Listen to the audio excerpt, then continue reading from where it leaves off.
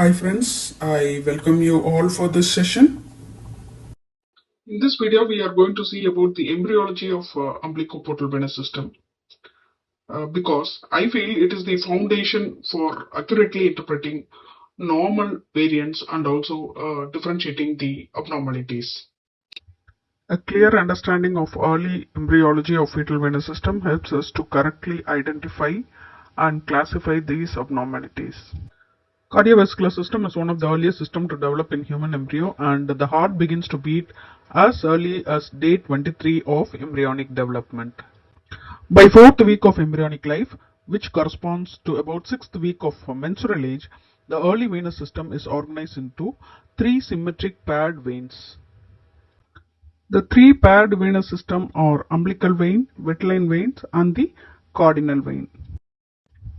The cardinal veins, which is shown as blue color in this picture, as pointed by the blue arrows, are the veins which drain the body of the embryo, and it is composed of two components on each side. One is the anterior cardinal vein and the other one is the posterior cardinal vein.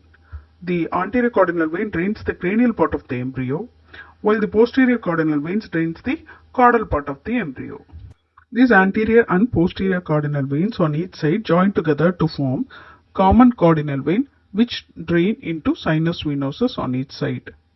The next pair of veins are the ones which we are already familiar with, which are nothing but umbilical veins that drain the chorion and the placenta. The umbilical veins in the picture are seen in green color and marked by green arrows. When you look at the picture B, which corresponds to 5 to 8 weeks of embryonic development or approximately 7 to 10 weeks of gestation age, an important change takes place.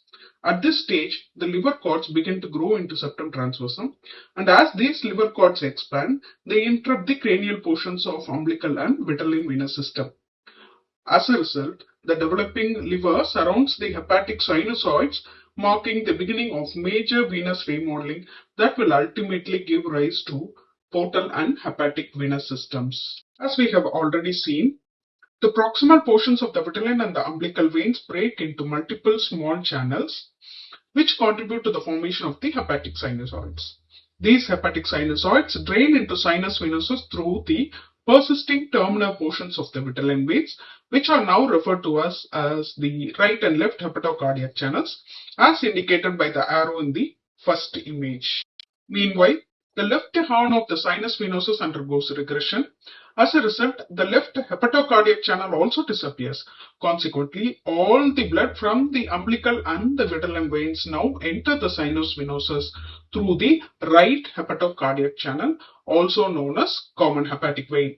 This vessel later forms the cranial and hepatic portion of the IVC. At the same time, the right umbilical vein regresses and all the placental blood now reaches the developing liver through the left umbilical vein.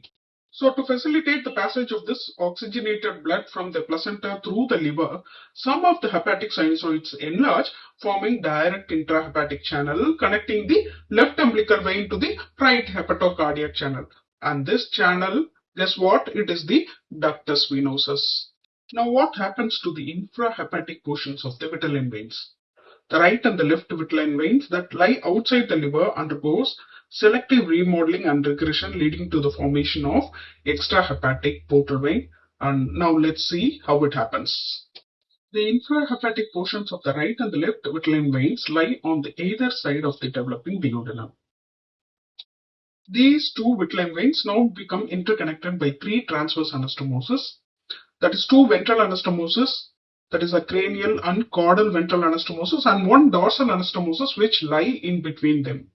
Now together these anastomoses form a characteristic figure of 8 configuration around the U-shaped duodenum. The superior mesenteric vein and the splenic vein joint form the left vitelline vein at a short distance caudal to the dorsal anastomosis. Now selective regression of different segments of vitelline veins takes place. The following are the segments that disappear: right vitelline vein caudal to the dorsal anastomosis, the left vitelline vein caudal to the entry of superior mesenteric vein and the splenic vein, caudal ventral anastomosis, and the segment of left vitelline vein between the dorsal and cranial ventral anastomosis. Among the portions of the portal vein that persist, The segments labeled as 1, 2, 3 in this figure represents the remaining venous segments that are retained and contribute to the formation of the stem of the portal vein. The portion labeled as 4 in the picture is the left branch of the portal vein that is formed by the cranial ventral anastomosis together with the left ventral vein cranial to it. The right branch of portal vein is formed by the right ventral vein cranial to the cranial ventral anastomosis, and it is shown as number 5 in the picture. Finally, the left umbilical vein ends in the left branch of the portal vein at the left end of the cranial ventral anastomosis. The ductus venosus connects the left branch of the portal vein to the IVC via the right hepatic cardiac channel, as we have seen already. The two images on the right side demonstrate the fully established intrahepatic portion of the portal, umbilical, and ductus venosus system. I hope this short video has clarified the normal development, and remember that any disruption in this sequence can lead to spectrum of porto-umbilical venous system abnormalities.